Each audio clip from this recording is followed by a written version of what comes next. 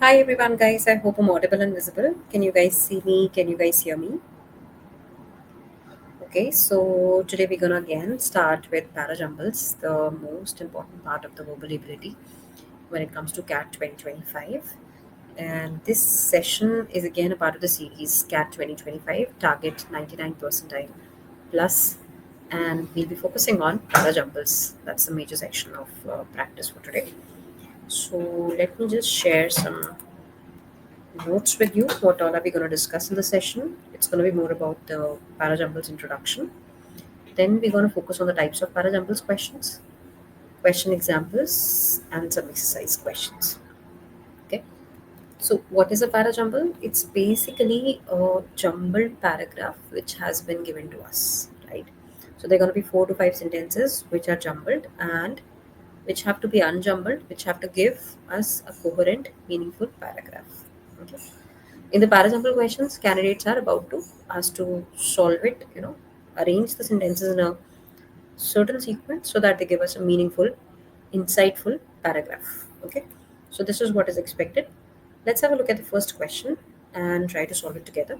I'm going to give you 30 seconds and then we solve it together. It's a very simple question. One sentence which has been divided into 5 parts. Here, 4. It could be 5 as well, though. Please have a look at the question, then we discuss it.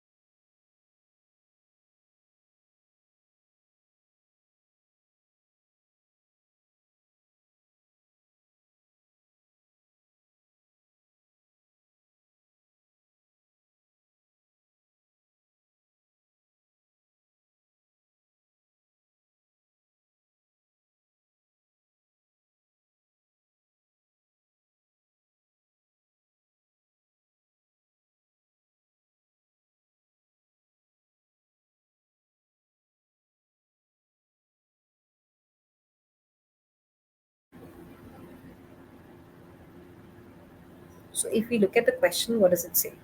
We both studied to work at the museum, archaeology at university before coming. Okay, so it is one sentence which has been divided into various parts. Okay, what we are supposed to do is we are supposed to figure out the correct sequence for these 4 parts of the sentence which is given to us. Okay, this is a sequence which has to follow. So we both studied, this portion of the sentence has been fixed and we need to figure out what can be the sequel, what should follow this particular part. Okay, so we both studied what, studied where. Okay, all these answers we need. So you both studied archaeology, right? So with one, can we have q? Yes, we both studied archaeology at I need where. Okay, I need to answer this where. So it is at university r.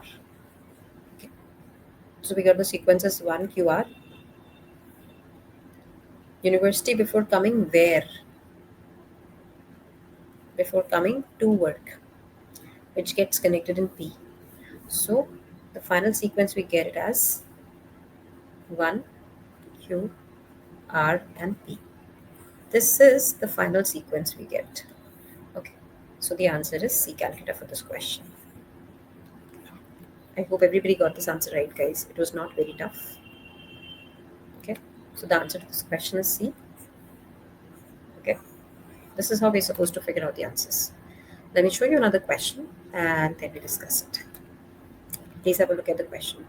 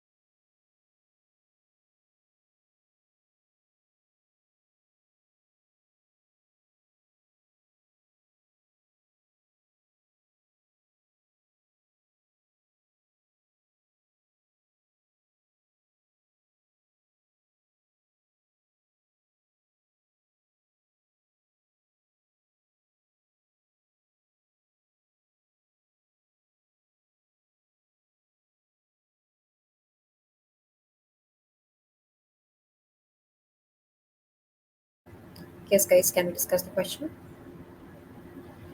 Not very tough again.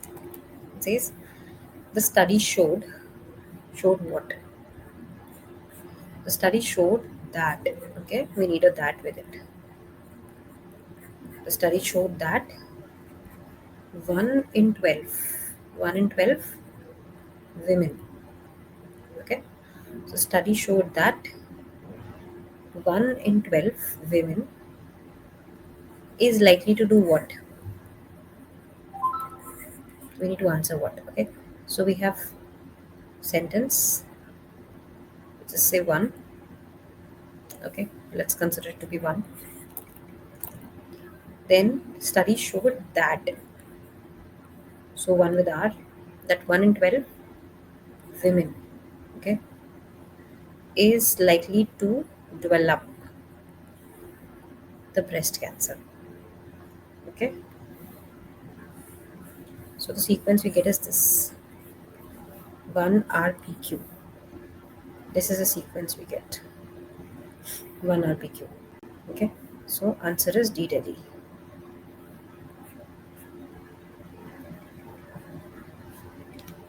okay. So answer is D, Delhi for this question. Any doubts in the question, guys? Please ask.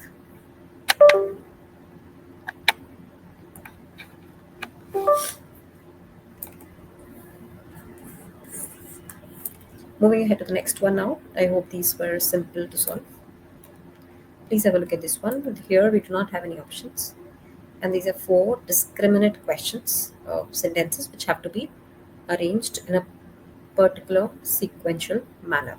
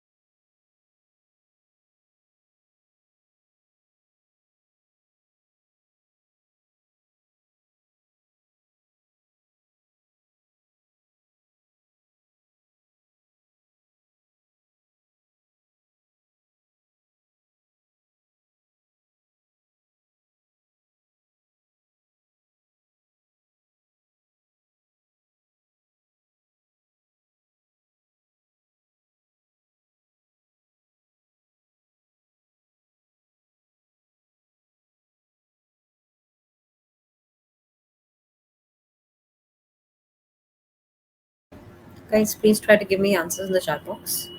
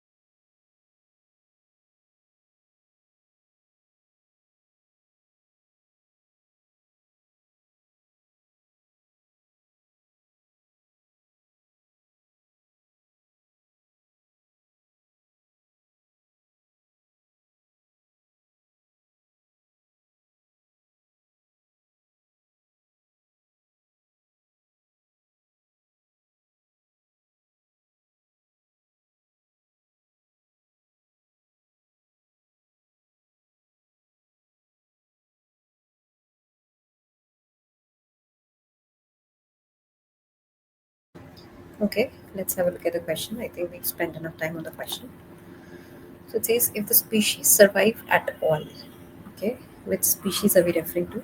We need to define that. Survive at all, it will be only in national parks. Today, they are a relatively rare species. The lion used to be very widely distributed in Africa and Asia. Indiscriminate killing by hunters has been the cause of this drastic fall in the numbers. So, we need to figure out the pro. The main character, right? Whosoever is the main character of the entire paragraph, we need to figure out that. Okay.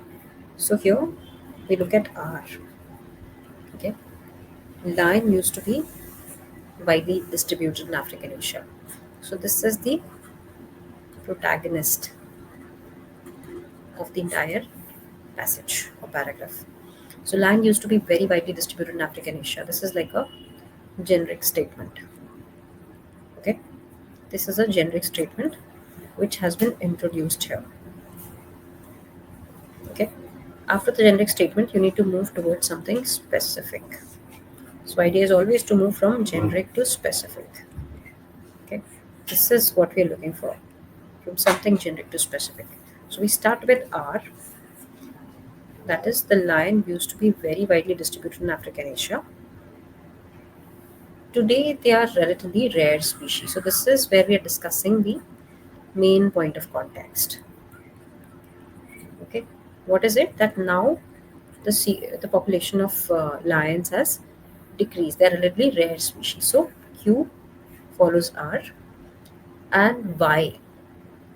Now, we need to give the reason why they are relatively low, right? So, indiscriminate killing sequence follows S now. Indiscriminate killing by hunters has been the cause of this drastic fall in the numbers. If the species survive at all, it will be only in the national parks, right? So the final sequence we get is RQSP. I hope this is clear, guys. This is the final sequence we get. Okay. So it starts with R, the most generic sentence that the lion used to be very widely distributed in Africa and Asia. Why was it widely distributed? What happened to it? So I introduced the idea by saying today they're a relatively rare species. Okay. The moment we say today they're a relatively rare species, so why is it a rare species and what can be done? So I moment I say R and then Q, I need to give the reason which comes in S. So QS is a pair. Okay. This is a mandatory pair. And then last of all we say if the species survive at all, it will be only in the national parks. Right? So RQSP is the sequence that follows here. This is the final sequence that follows. Are we clear on this? Let's move to the next question. Let's have a look at this question now. Okay, this might be the fourth question. So this is the first and this is the last question which has been fixed for you. This is fixed for us and this is also fixed for us. So we need to figure out which sentence follows one, which sentence follows sentence number six. Okay, this is fix and this is fix. We need to figure out the sequence for these four sentences. Can we take quick 1 minute and do it? Then we discuss it.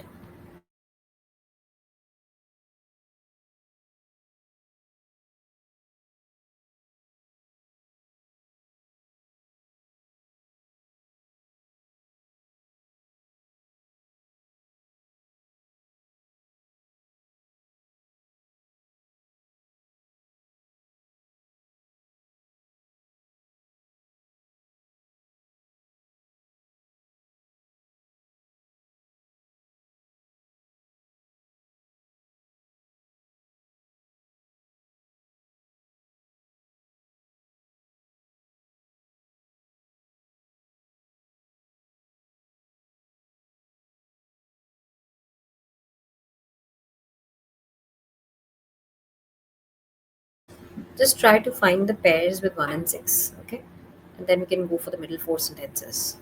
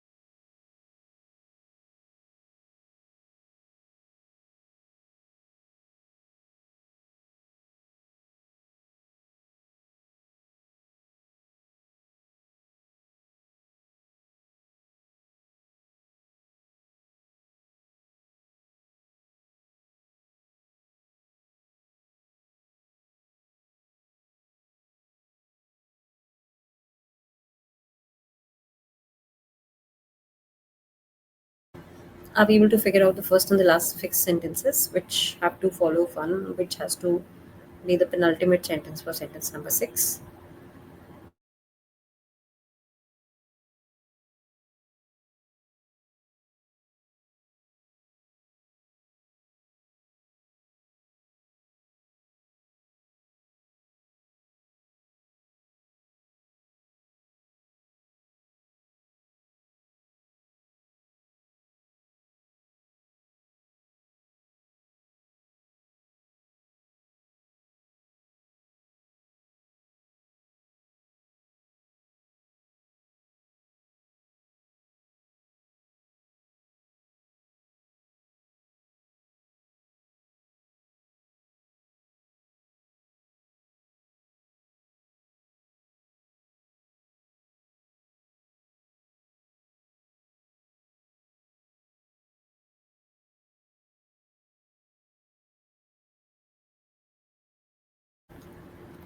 Okay, let's have a look at the question at least to some extent. We should be able to figure out the answer.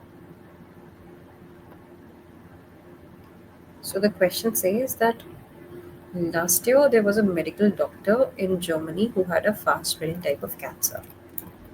Okay, so the sentence starts with the reference to a doctor in Germany who had a fast spreading type of cancer. She was brought there by her husband. Where? This does set up the context, but what should follow one, we need to figure out. She had already prepared everything for a departure, her bill, and all that. She had heard I was in Heidelberg and she came to see me. Doctor said she would not live for more than 3 months maximum. She had a tumor in the brain and cancer had spread all over her body. Okay. How do I figure out what should follow one and what should come before six? Of course, the rest we can, but these are important because these have some clue.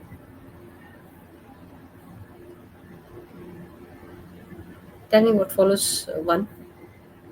There was a medical doctor in Germany who had a fast spreading type of cancer, right? She had a tumor in the brain and the cancer had spread all over her body. Maybe that describes what was the state. I don't know where was she bought. Doctor said she would not live for more than 3 months maximum. Maybe it should have C.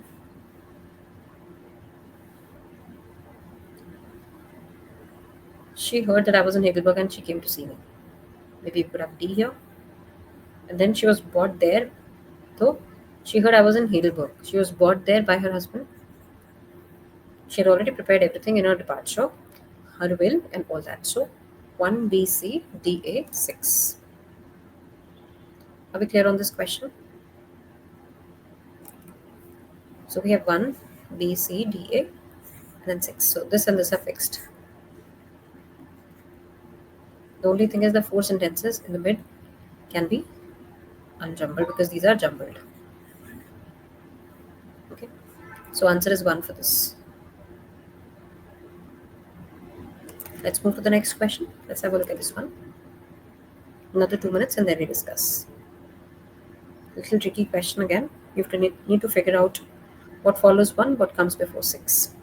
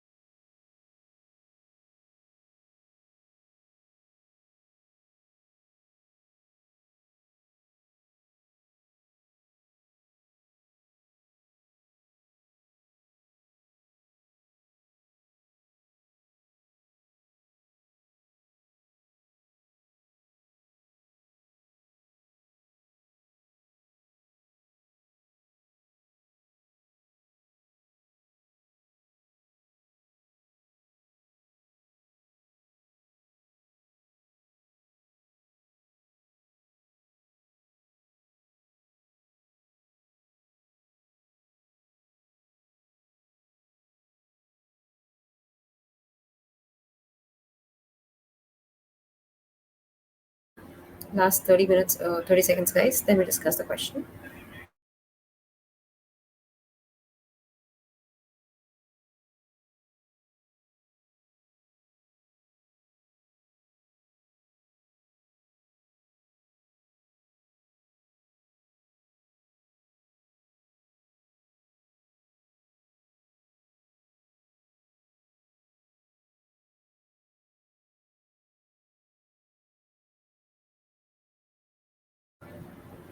Okay. So again, sentence number one and six fixed for us. Okay. And we try to figure out the middle four sentences. I am not saying these emotions are good or bad, right or wrong. Okay. So the author starts with talking about some sort of emotions. Okay. I'm not saying that these emotions are good or bad, right or wrong. There has to be something. So which emotions and why are we talking them good or bad? Okay. We need to figure that out. Rather, we are looking at what the consequences are. In fact, when anger comes, what can you do? You may think 100 times, or I shouldn't get angry. Oh, but when the mood comes, it comes like a thunderstorm. You are unable to control it. At your presumptions, your notions, and your promises simply go in vain. Okay, so what do? We have this one sentence here. I'm not saying these emotions are good or bad. Okay. In fact, when anger comes, what can you do? You are unable to control it. You may think 100 times, I shouldn't get angry, but when the mood comes, it comes like a thunderstorm. Rather, we're looking at what the consequences are. Okay. So, can I start with A, stating that I'm not sure whether these emotions are good or bad, right or wrong, but what I'm actually concerned is about that what are the consequences going to be? Okay. So, maybe it starts with A. Rather, we're looking at what the consequences are. In fact, when anger comes, what can you do? Right? What happens when you're angry? The sentence says, when you're angry, you may think 100 times that I shouldn't get angry. When the mood comes, it comes like a thunderstorm. You can't stop it. Okay. You can't stop it as in you are unable to control it. All your presumptions, the way you thought that I'm going to behave, all of it goes in vain.